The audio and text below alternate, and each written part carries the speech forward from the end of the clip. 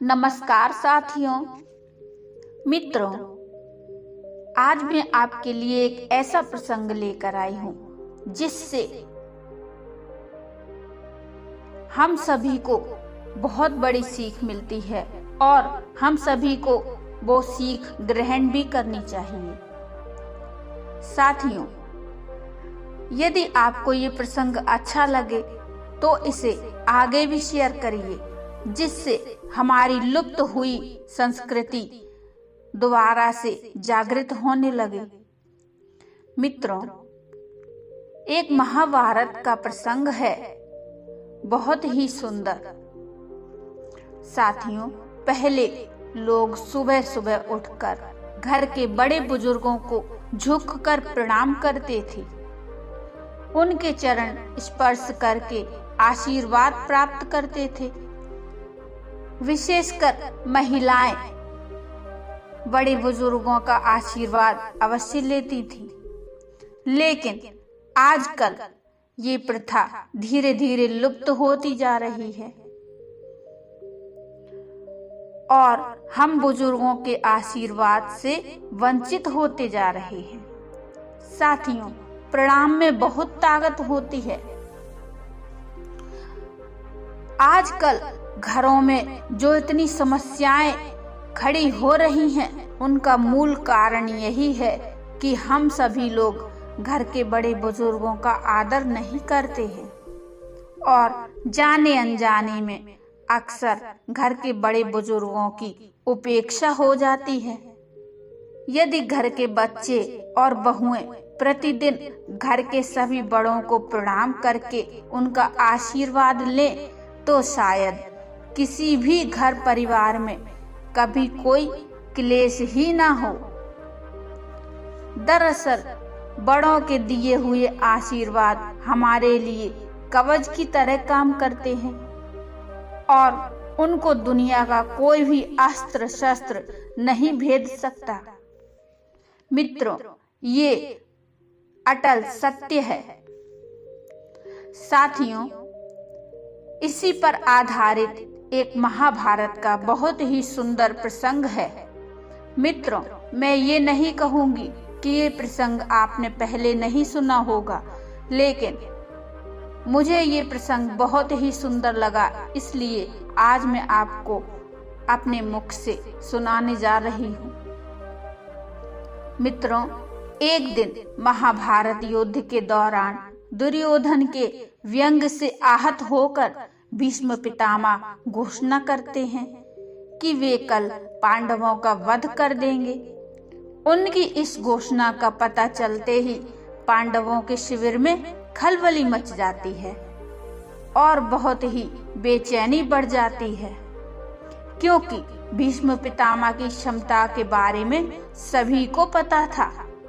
वो एक ऐसे योद्धा थे जो कि महाभारत के सबसे शक्तिशाली और ताकतवर योद्धा थे।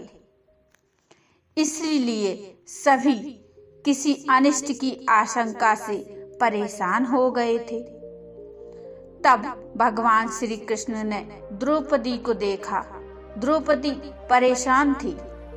तब भगवान श्री कृष्ण ने द्रौपदी से कहा कि अभी मेरे साथ चलो, और श्री कृष्ण द्रौपदी को लेकर सीधे भीष्म पितामह के शिविर में पहुंच गए। शिविर के बाहर खड़े होकर उन्होंने द्रौपदी से कहा कि तुम अंदर जाकर भीष्म पितामह को प्रणाम करो।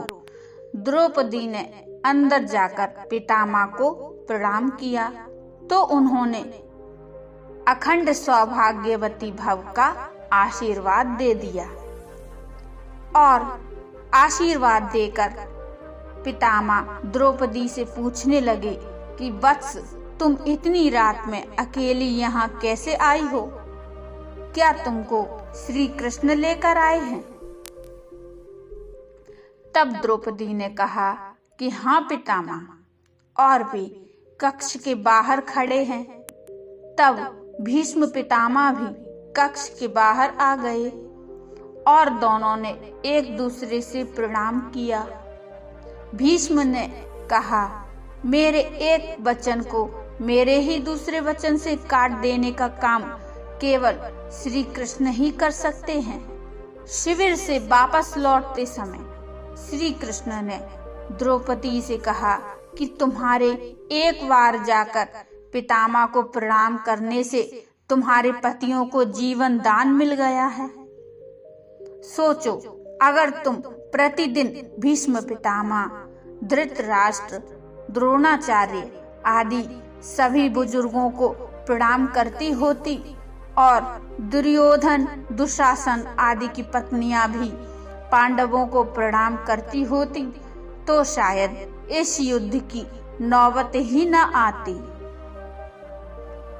मित्रों, ये प्रसंग बहुत ही सुंदर है और इस प्रसंग से हम सभी को सीख लेनी चाहिए और अपने जीवन में ये निश्चित करना चाहिए कि हमें भी ऐसा ही करना चाहिए। इससे तात्पर्य ये है कि सभी इस प्रणाम संस्कृति को सुनिश्चित करके नियमबद्ध होकर इस संस्कृति को अपनाएं। यदि सभी इस संस्कृति को अपनाएंगे तो घर ही स्वर्ग बन जाएगा, क्योंकि प्रणाम प्रेम है, अनुशासन है। प्रणाम में शीतलता है। प्रणाम आदर सिखाता है, इससे सुविचार आते हैं। प्रणाम झुकना सिखाता है, क्रोध और अहंकार मिटाता है। प्रणाम हमारे आंसुओं को धो देता है। प्रणाम और प्रणाम ही हमारी संस्कृति है। मित्रों, इसी संस्कृति को अपनाते हुए मैं भी आप सभी से हाथ जोड़कर, सिर झुकाकर आप सभी को प्रणाम करती हूँ। साथियों, इस संस्कृति को हम सभी को अपनाना चाहिए।